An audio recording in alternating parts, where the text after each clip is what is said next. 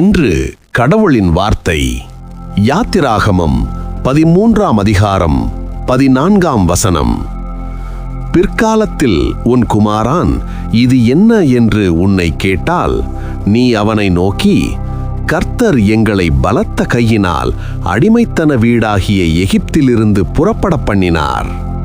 15ஆம் வசனம்.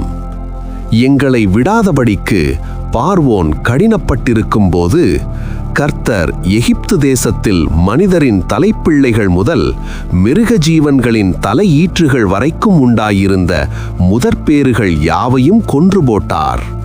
ஆகையால் கர்ப்பம் திறந்து பிறக்கும் ஆணை எல்லாம் நான் கர்த்தருக்கு பலியிட்டு என் பிள்ளைகளில் முதற்பேர் அனைத்தையும் மீட்டுக் கொள்ளுகிறேன். 16ஆம் வசனம்.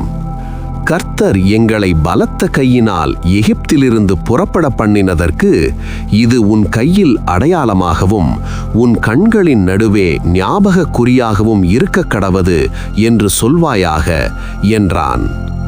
17ஆம் வசனம். பார்வோன் ஜனங்களை போகவிட்ட பின் ஜனங்கள் யுத்தத்தை கண்டால் மனமடிந்து எகிப்துக்கு திரும்புவார்கள் என்று சொல்லி பெலிஸ்தரின் தேச வழியாய் போவாது சமீபமானாலும் தேவன் அவர்களை அந்த வழியாய் நடத்தாமல் 18ஆம் வசனம். சிவந்த சமுத்திரத்தின் வனாந்தர வழியாய் ஜனங்களை சுற்றி போக பண்ணினார். இஸ்ரவேல் புத்திரர் எகிப்து தேசத்திலிருந்து அணி அணியாய் புறப்பட்டு போனார்கள். 19ஆம் வசனம். மோசே தன்னோடே கூட யோசேப்பின் எலும்புகளை எடுத்துக்கொண்டு போனான். தேவன் நிச்சயமாய் உங்களை சந்திப்பார், அப்பொழுது உங்களோடே கூட என் எலும்புகளை இவ்விடத்திலிருந்து கொண்டு போங்கள் என்று யோசேப்பு சொல்லி இஸ்ரவேல் புத்திரரை உறுதியாய் ஆணையிடும்படி செய்திருந்தான். 20ஆம் வசனம். அவர்கள் சுக்கோத்திலிருந்து பிரயாணப்பட்டு வனாந்தரத்தின் ஓரமாய் ஏத்தாமிலே பாளையம் இறங்கினார்கள். 21ஆம் வசனம். அவர்கள் இரவும் பகலும் வழிநடக்க கூடும்படிக்கு கர்த்தர் பகலில் அவர்களை வழிநடத்த மேகஸ்தம்பத்திலும் இரவில் அவர்களுக்கு வெளிச்சம் காட்ட அக்கினி ஸ்தம்பத்திலும் அவர்களுக்கு முன் சென்றார். 22ஆம் வசனம். பகலிலே மேகஸ்தம்பமும் இரவிலே அக்கினி ஸ்தம்பமும் ஜனங்களிடத்திலிருந்து விலகி போகவில்லை. யாத்திராகமம் 14ஆம் அதிகாரம் 1 வசனம். கர்த்தர் மோசேயை நோக்கி.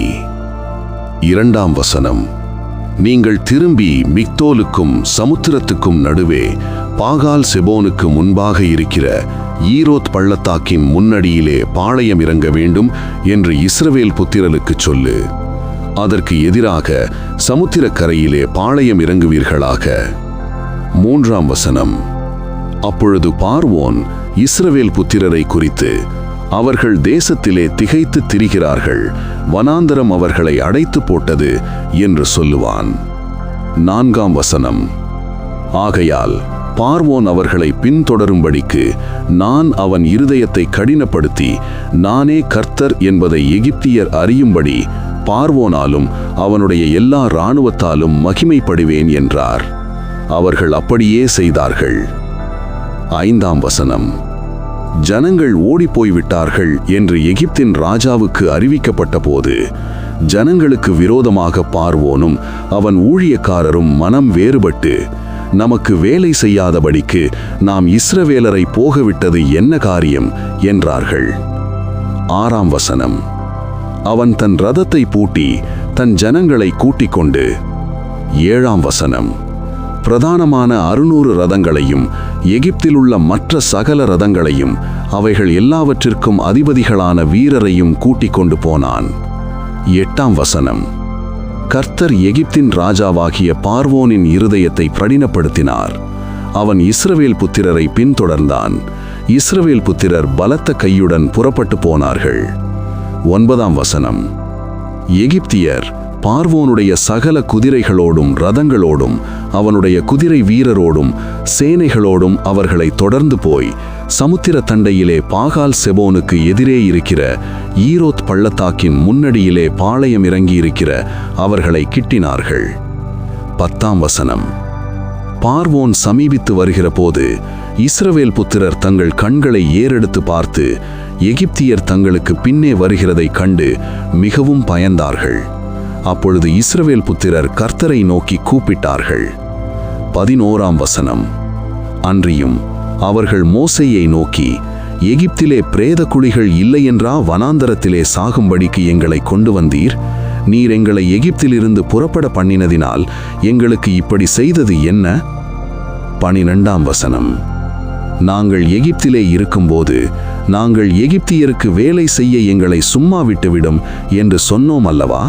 நாங்கள் வனாந்தரத்திலே சாகிறதை பார்க்கிலும் எகிப்தியருக்கு வேலை செய்கிறது எங்களுக்கு நலமாயிருக்குமே என்றார்கள். ஆமேன்.